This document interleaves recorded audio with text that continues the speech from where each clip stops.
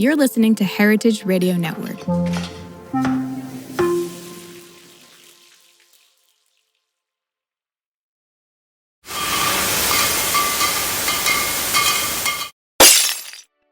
Welcome back to Business of Drinks. I'm Erica Duecy, joined by Scott Rosenbaum and Caroline Lamb. And today we have a special episode. We are bringing you the Business of Drinks year-end review, the good, the bad, and the ugly. So to kick us off, Scott is going to get us moving on the state of the industry. We have so much to cover. We're going to start with the big picture, some headwinds, some tailwinds, what that looks like abstractly with some concrete examples as well. So let's start with the good, the tailwinds. The first area I want to examine is what is driving today's consumer. What did 2025 look like?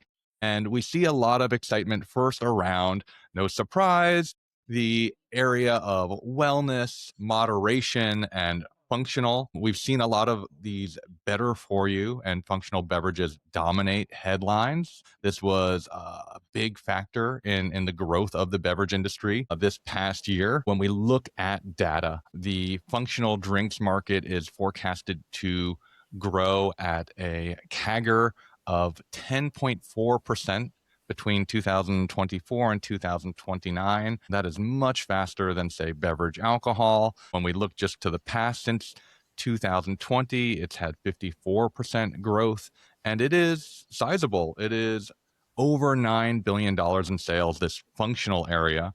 And when we say functional, brands that come to mind are things like Poppi and Olipop in the prebiotic soda category, adaptogenic, nootropic drinks like Trip or Aplos, things that offer cognitive enhancement, mood regulation, gut health. So Caroline, what are you seeing in this space? Well, obviously that's exploding. I sort of included cannabis or THC in this category as well, because I think that THC is no longer fringe and that these functional intoxicants are something that is showing that it's scalable in retail. In episode 55, when I interviewed Justin Tidwell from Nowadays, one of the first companies to lean on alcohol distribution for their THC intoxicants, which was a whole new pathway. And in this year, allowed them to get into 5,000 retail stores at the time of our recording, which was huge. And I think showed a brand new, like I said, scalable retail category that we didn't really know about last year. Yeah, definitely.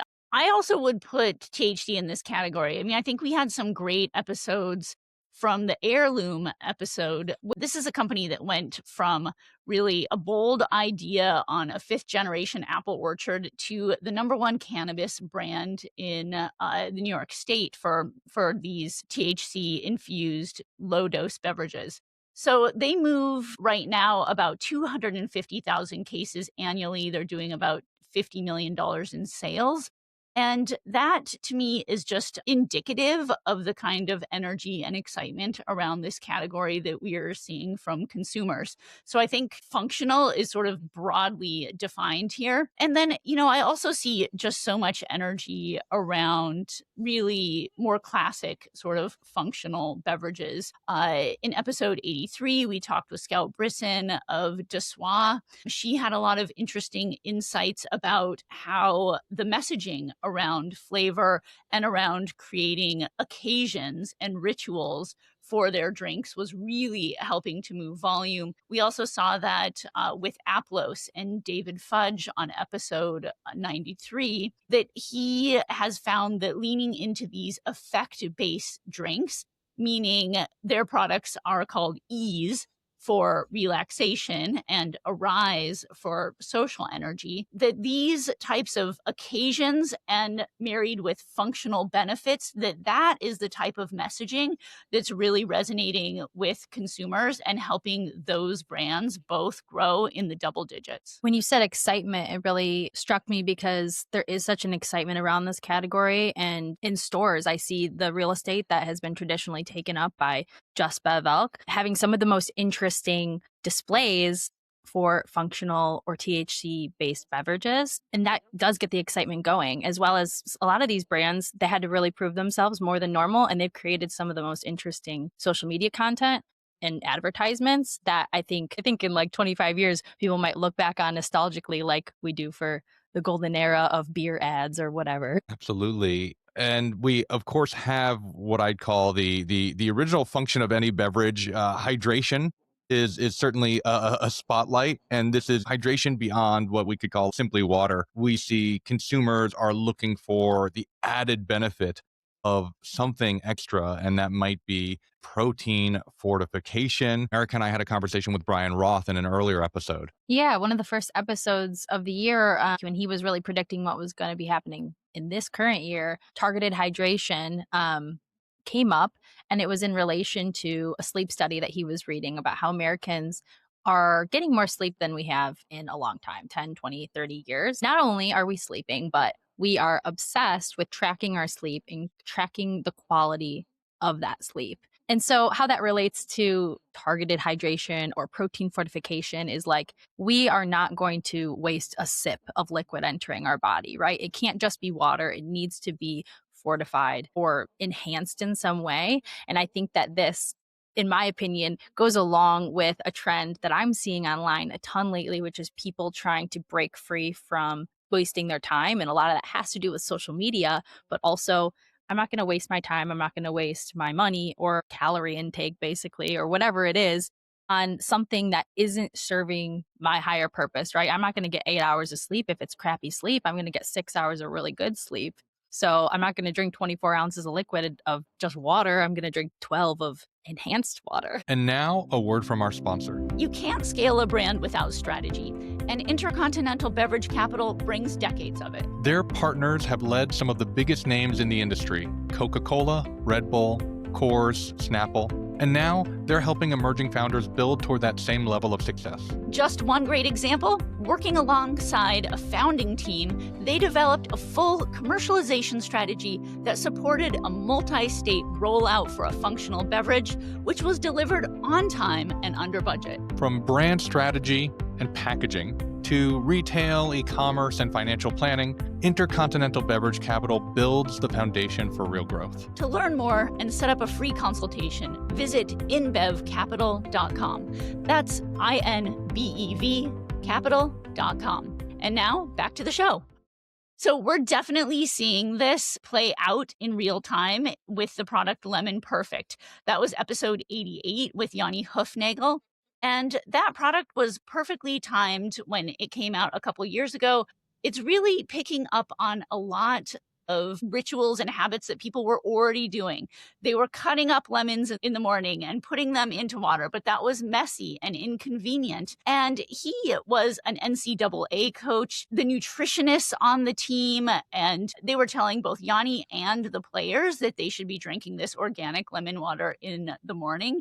And Yanni said, you know what, I bet we can just make this easier by creating a product where there's additional flavors. And all you have to do is turn the cap in the morning and start sipping. You don't have to cut up all of those messy lemons. So I think that was $100 million unlock. That's how much they did in sales this year.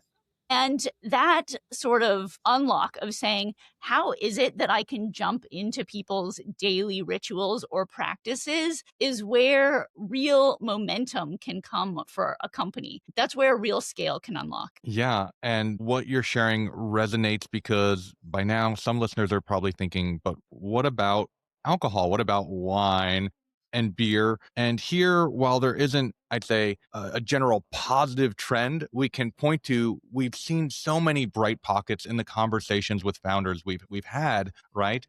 Things that resonate are, when it comes to brand, simplicity and clarity of message, flavor, and also tapping into occasion. And brands that do that well, whether they're functional, whether they're alcoholic or not, have seemed to perform extremely well.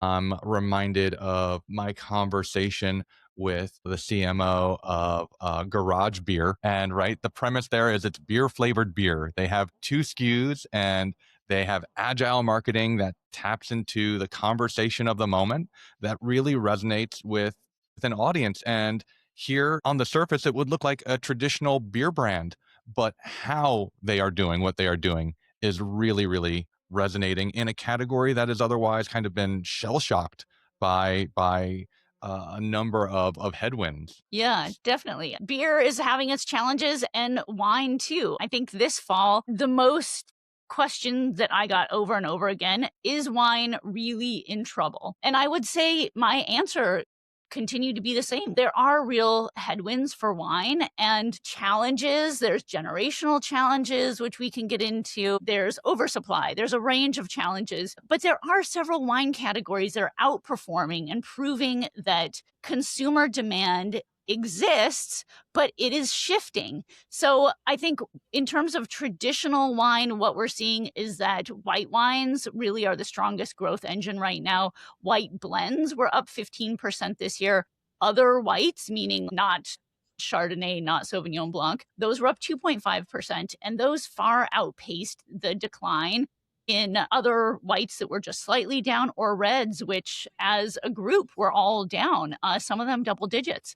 So that's according to SipSource data. We also saw sparkling wine soften, but there were bright spots, right? At the over $15 segment that remained resilient. And then also at the premium tier luxury rosé that continued to shine despite the broader category being down. And then there's other bright spots, which are like the double digit bright spots that I think are just so important to acknowledge, which is format innovation, better for you positioning, non-alcoholic wine, right? These were all categories that were accelerating this year and pulling even new drinkers into the wine category.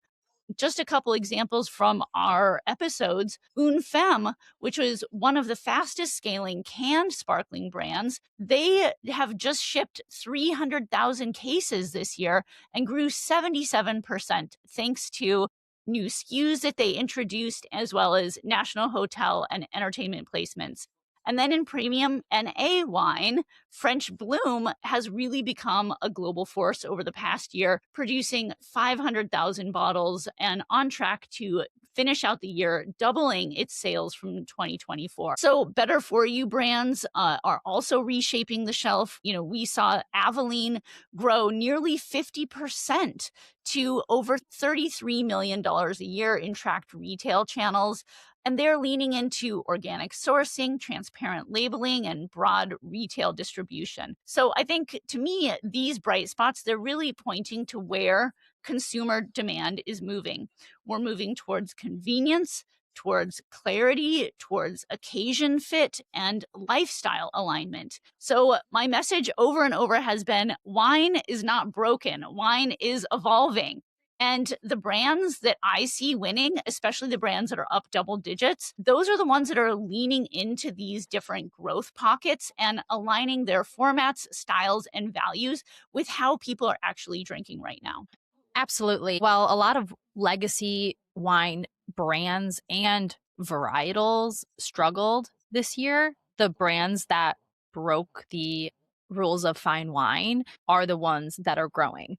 Two notable examples that we had on the podcast: in episode 81, we had Andrew Jones of Field Recordings, and in episode 47, we had Jess Drury of Whiny Baby. Two different brands, obviously, but they both leaned into accessibility in where you can buy their wines and rejected the idea that grocery kills brand value.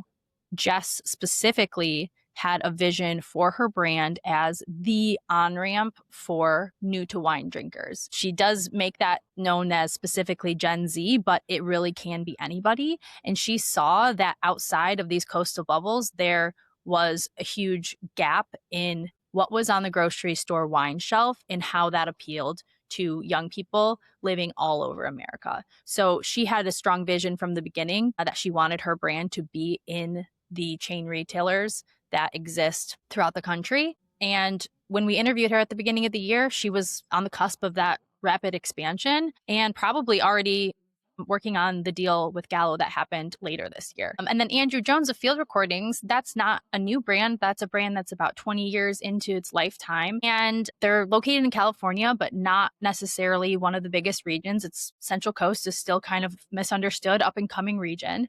They're tracking 30% year over year growth as the wine category declines because they've leaned heavily into very playful labels, vintage variation based on like what is agriculturally available, what styles are trending. Their labels are always changing, which keeps people interested and might be the hack to brand loyalty, right? People don't have brand loyalty, but maybe if your brand puts out new labels every single year, maybe it does the same thing.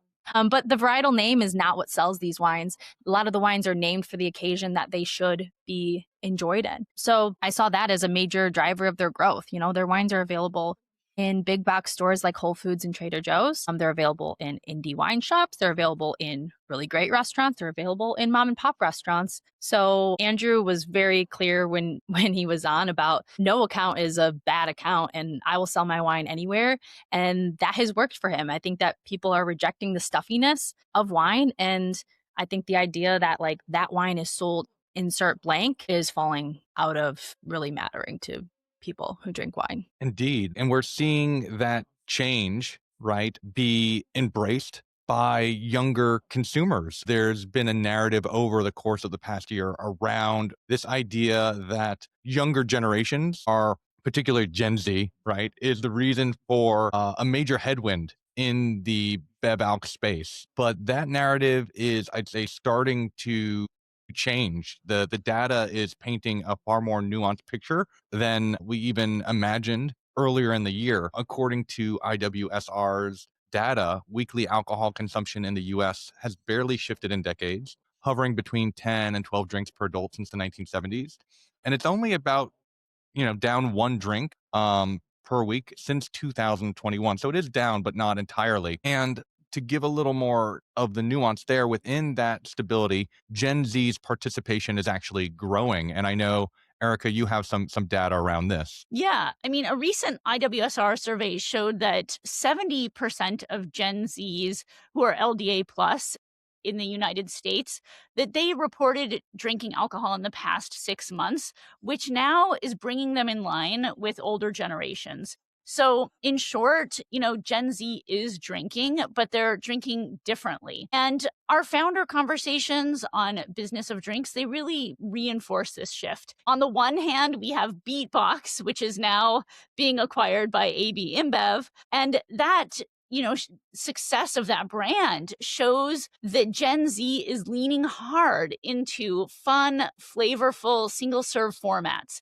And meanwhile, the non-alc and the functional brands that we've been talking about, like the Duecy's and the Hyos and the Aploses, they're posting those high double and triple digit growth because younger consumers now toggle seamlessly between alcohol and non-alcoholic drinks depending on the occasion.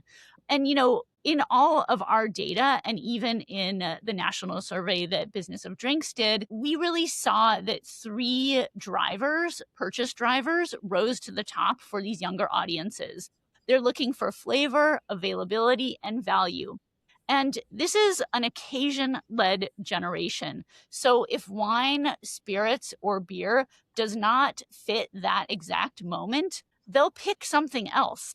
So my thinking is that the opportunity here, it's not chasing these old headlines around Gen Z is abstaining. That's just not the case.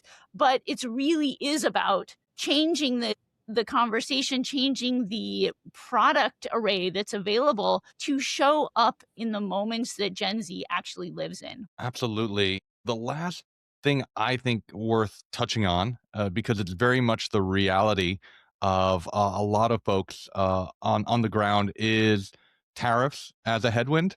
It For those who it's a distant memory. In April of 2025, we were hit with what was deemed Liberation Day, and across the board, a lot of producers found themselves slapped with a 10% ad valorem tariff, and that reality is still very much reverberating today. And Caroline, I know you have some direct on-hand experience with that. Yeah, day to day communicating with buyers in a sales position, it is difficult when the price increases continue to come and have cascaded depending on what was stateside when Liberation Day happened.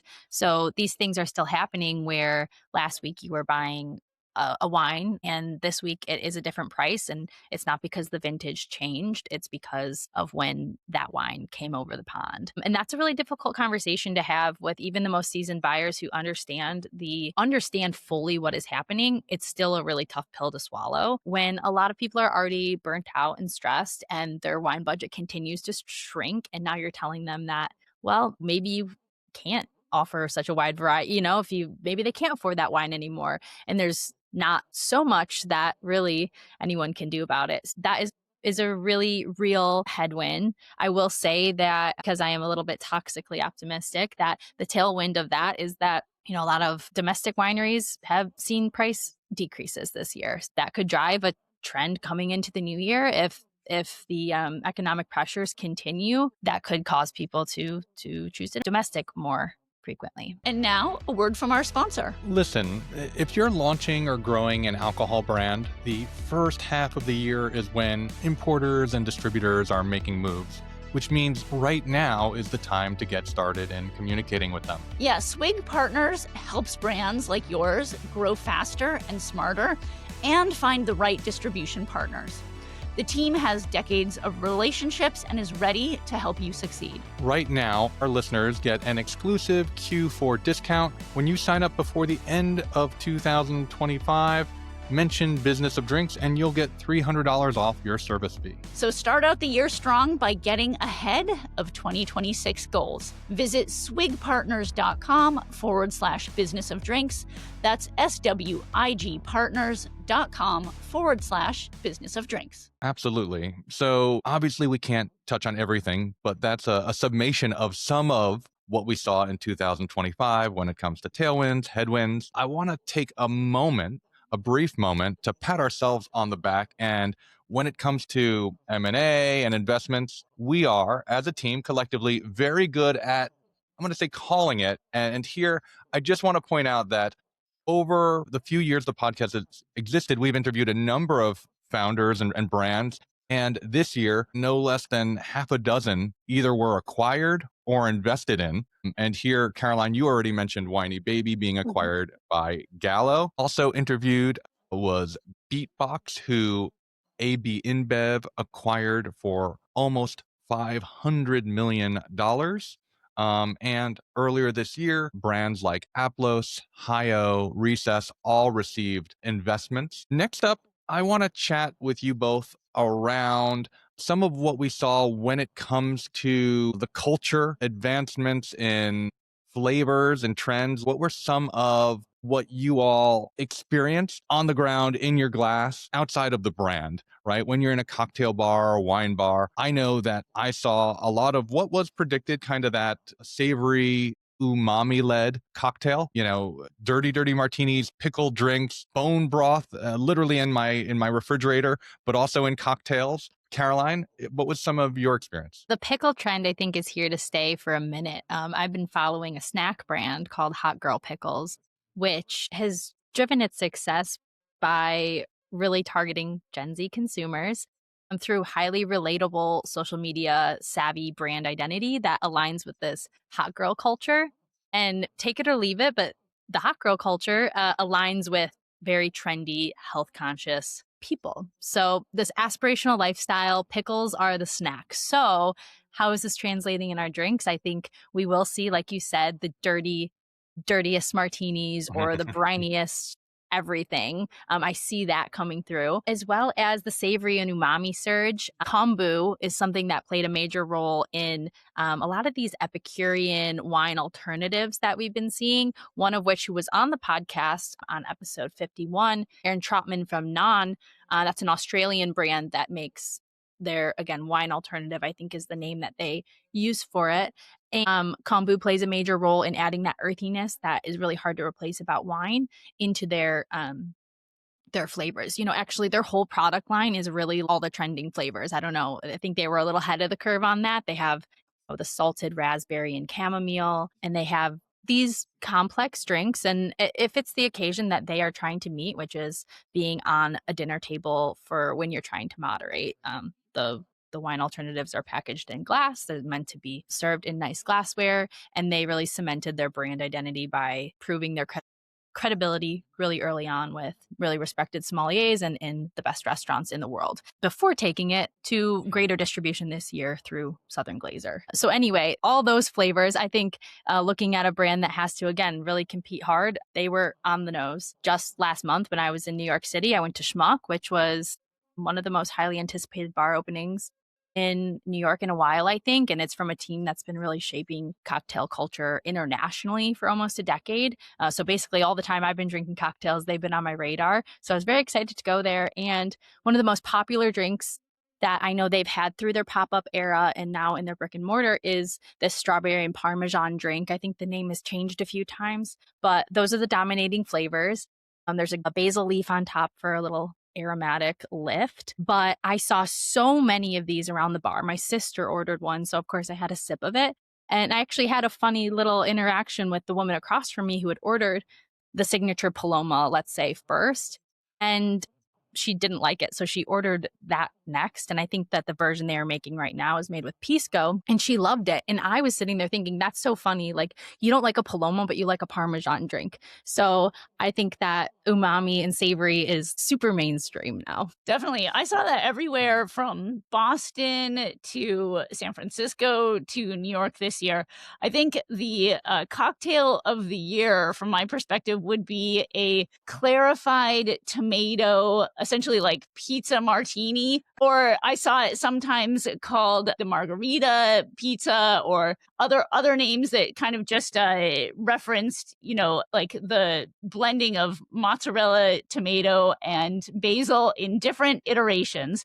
But essentially, more or less, it was just the tomato flavor, some sort of like umami-ish flavor that could be the cheese component, and then always basil. That happened over and over again. And I saw so many cocktails as well with Indian flavors and Thai flavors. So a lot of fish sauce, a lot of spice blends. Like that savory component just came up over and over, no matter which big city I was in the US this year. And outside of alcoholic cocktails, I've seen a lot in the coffee space when it comes to garnishes. I know I was traveling through Massachusetts, and I got to enjoy a latte with a pastel de nata, Portuguese pastry on top of it, like with the straw going through.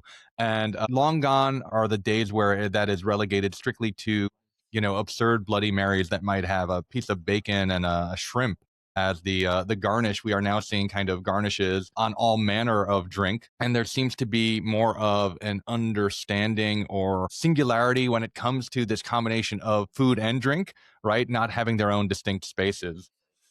I'm curious, when it comes to technical innovation, I think we'll focus on the big story that has been a long coming, but that as relates to AI. When it comes to AI, it seems to really be embraced by everyone. I know that when my dad says he's using AI instead of just Google search engine, when he's going to Gemini to do things, it has hit peak adaption. So I'm curious, when it comes to brands or consumers and their interaction with AI and how they're using it, how you're seeing it embraced. Caroline? Well, we had one example on the podcast this year in the last call, a really early development in using AI for wine and liquor sales.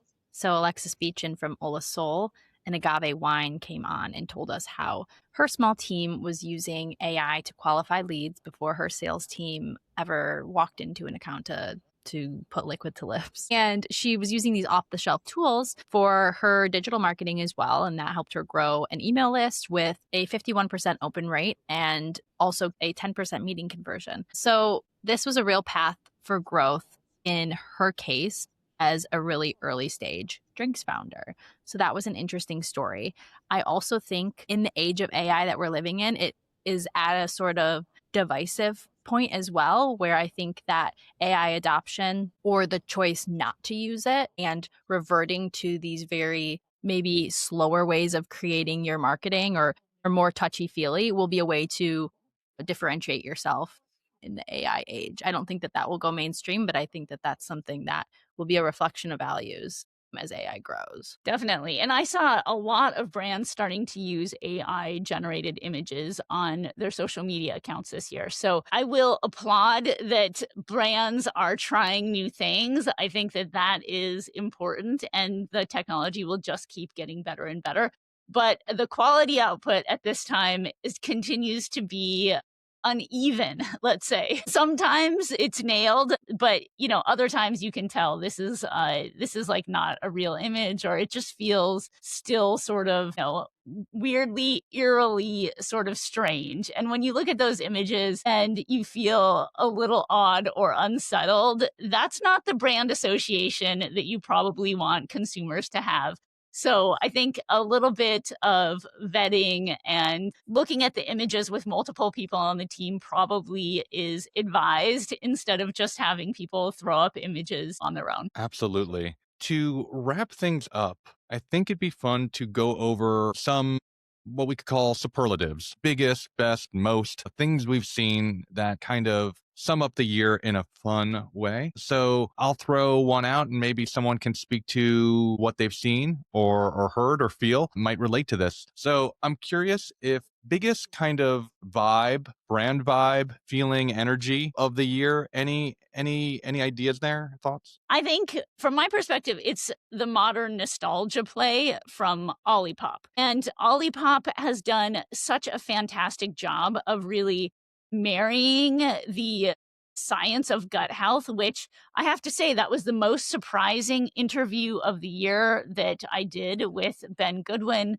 who is the founder and CEO and also formulator. When he told me that Olipop uses uh, human clinical trials to vet the effect of these drinks, that was so much more science than I expected. But you take that and you marry it with something that consumers love, soda, but they feel guilty about drinking soda. So what do? You create a healthier soda and you lean into that modern nostalgia. I think that is, from my perspective, the biggest brand vibe play of the year. Next, I want to hear about the most on the nose industry observation. I know you both consume a lot of industry media. So, what do you think? Yeah, for me, what was amazing was I think this came from outside of the industry. And that was really striking. I was watching the Golden Globes, and in the opening monologue, Nikki Glazer perfectly summed up the frenetic kind of energy around celebrity affiliated brands in the drinks world when she said, and I am not a comedian, so she said, the point of art is not to win an award. The point of art is to start a tequila brand so popular that you never have to make art again. And the fact that it is right, not just an insider observation, I think was really pertinent and of the moment. Okay. Next up, biggest unintended consequence, thing that was most unforeseen. I think that has to be the Ozempic effect and how the GLP-1 friendly drinks category has exploded in response to this, which I don't know if anyone really saw coming. So not a single brand winner, but the emergence of this entirely new category. These are drinks, sort of like we talked about earlier, that might have higher protein, fiber enrichment, and are definitely low calorie. And it seems like the commercial response to a major pharmaceutical trend that is shaping our consumption patterns. And there's no one way to go about how one might react or work within this, right? It might be saying, hey, we are friendly, or I've seen brands also lean into the fact that maybe if you're drinking less, you can drink better, right? It could be a premiumization play or positioning, right? Before, when you were going to have 3 margaritas, you would never think of buying a $100 bottle. But if you're only going to have one cocktail, why not spring for it? Oh, last up, most disruptive shift over the year. That has to probably be Target's THC beverage pilot. So in October, Target began testing the hemp-derived THC beverages, low dose up to 5 milligrams, in its liquor store sections in a 10-store pilot program in Minnesota. Now, that was the first time that a significant big box retailer had entered this space. And that really lent a huge amount of legitimacy to the THC beverages sector. And it signaled the potential for mainstream nationwide availability.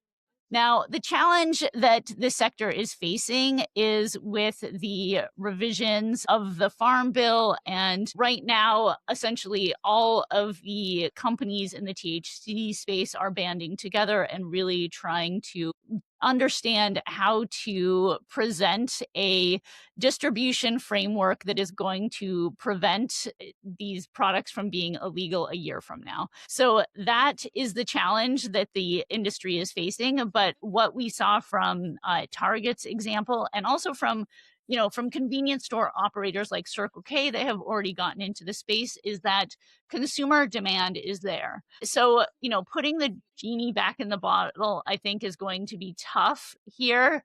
And I really am hopeful for THC operators and for my own self that these drinks will continue to exist even after the legislative kerfuffles have played out. Absolutely. You are not alone in that wish that this is resolved quickly for personal consumption reasons. I had to add one more at the end here, and it might not be uplifting, but it's the headwind of the year. And to me, that is the economic pressure. At the beginning of the year, I was resistant to the idea that we are all examining why Gen Z is not drinking. That's kind of off the table now. It was Gen Z's really concerned about their health. Gen Z's broke. What is it? It's that, yes, everyone is feeling the economic pressures. Industry-wide, the number of $100+ bottles in the spirits world has fallen by 18% in the last 3 months. That's according to Nielsen IQ. And this trend that we're seeing of trading down and trading format, which we're seeing in all categories, leads me to believe that the economic pressure outweighs health concerns as the year's biggest headwind. Very fair. Very fair. Yeah, that is our recap of 2025. We want to thank all of our listeners for joining us during our journey. And it's been an incredible 2025. We look forward to delivering incredible interviews, contents in 2026, including our upcoming 100th episode. Stay tuned. Lots of exciting things there. So thanks again. This is Scott with Erica Duecy and Caroline Lamb for Business of Drinks. Thanks for joining us on Business of Drinks. Subscribe on YouTube at Business of Drinks Podcast. Follow us on Spotify or listen in on Apple or wherever you get your podcasts. Please tap the notification button so you'll be the first to know when a new episode drops. And help us spread the word. Click those star ratings, give us a review, and share episodes or clips on your socials. It really helps us reach new listeners. Finally, if there's something that you'd like us to cover on the podcast, tell us. We're at podcast@businessofdrinks.com or reach out via Instagram or LinkedIn. We love hearing from you and we respond to each and every message. Thanks and see you next time.